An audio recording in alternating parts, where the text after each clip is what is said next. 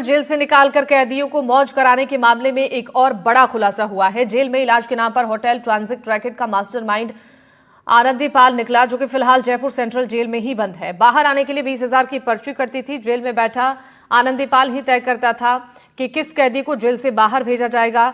आनंदीलाल का पिता शिंभू दयाल जमावरागढ़ के सरकारी स्कूल में यूडीसी के तौर पर कार्यरत है। पूछताछ में सामने आए कि 3 लोगों के खाते में इलाज के बहाने निकाले गए बंदियों की ओर से ऑनलाइन राशि ट्रांसफर की गई थी। पुलिस जांच में यह भी खुलासा हुआ कि इस पूरे नेटवर्क का मास्टरमाइंड जयपुर सेंट्रल जेल में बंद आनंदीलाल ही है, जो कि जेल के अंदर से यह तय करता था कि किस बंदी को डॉक्टर से पर्ची लिखवाकर एसएमएस अस्पताल में रेफर कराना है। अस्पताल पहुंचने के बाद बंदियों को वहां से चुपचाप से होटल में शिफ्ट कर दिया जाता था। इस केस में अब तक 18 आरोपियों की गिरफ्तारी हो चुकी है और सूत्रों के मुताबिक पुलिस इस मामले में कुछ और कर्मचारियों और अधिकारियों की भूमिका की जांच की अपने तरफ से कर रही है। अस्पताल और जेल में कुछ कर्मियों की भूमिका संदेह के घेरे में है, जिसको लेकर भी जांच शुरू है।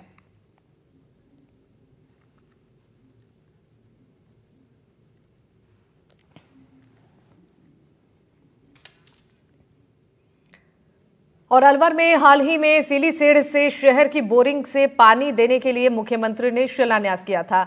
सीलीसेड़ में बोरिंग का स्थानीय ग्रामीणों ने विरोध किया और बोरिंग नहीं होने दी। बोरिंग से ग्रामीण विधानसभा क्षेत्र के बख्तपुरा ग्राम पंचायत क्षेत्र में जलदाय विभाग के अधिकारी, कर्मचारी और वन मंत्री के निजी सहायक बने मनोज शर्मा सौदानपुरा पुलिया के पास नया ट्यूबवेल लगाने के लिए मशीन लेकर पहुंचे, जहां पूरे क्षेत्र के किसानों को सूचना मिलते ही वहां पर इकट्ठा हो गए और उन्होंने काम को रोक दिया। मौके पर पहुंचे स्थानीय ग्रामीणों ने बोरिंग नहीं होने दी। सरपंच भवेंद्र पटेल ने बताया कि इस क्षेत्र का हक है पानी और उसको लेकर सभी एकजुट हैं।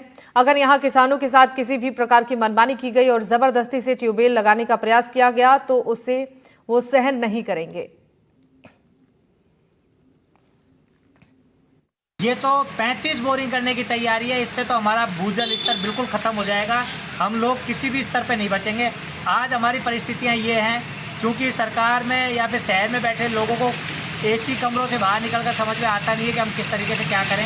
आम जनता को बर्बाद करने के लिए इन्होंने एक रास्ता सोचा है और बिना किसी नियम के अभी हमने जो बोरिंग करने आए उनसे कहा कि यदि आप जिस तरीके से हम लोगों को नियम सिखाते हैं, आप हमें पंचायत की एनओसी बता दो कि जिससे आपने पंचायतों की एनओसी लेकर बोरिंग कराने का प्रयास किया है, किसी पीडब्ल्यूडी की एनओसी लेकर करने का प्रयास किया।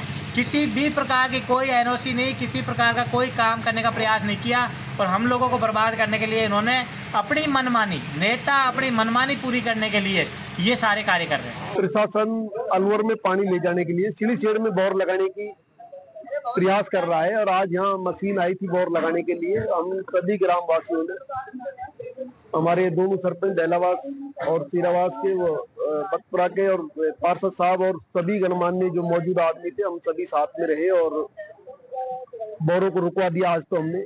अभी हमारे पास ऐसी खबर है कल प्रशासन पूरी मुस्तैदी के साथ आएगा। प्रशासन पूरी पुलिस बल के साथ में यहाँ आने का है, तो हम भी कल पूरे गांव के, हमारे 12 गांव तो छीन के हैं और बाकी 10-20 गांव और हमारे एरिया के हैं, वो सभी लामबंद है और पूरे लोग कल यहाँ कम से कम 2000 आदमियों की गैदरिंग रहेगी।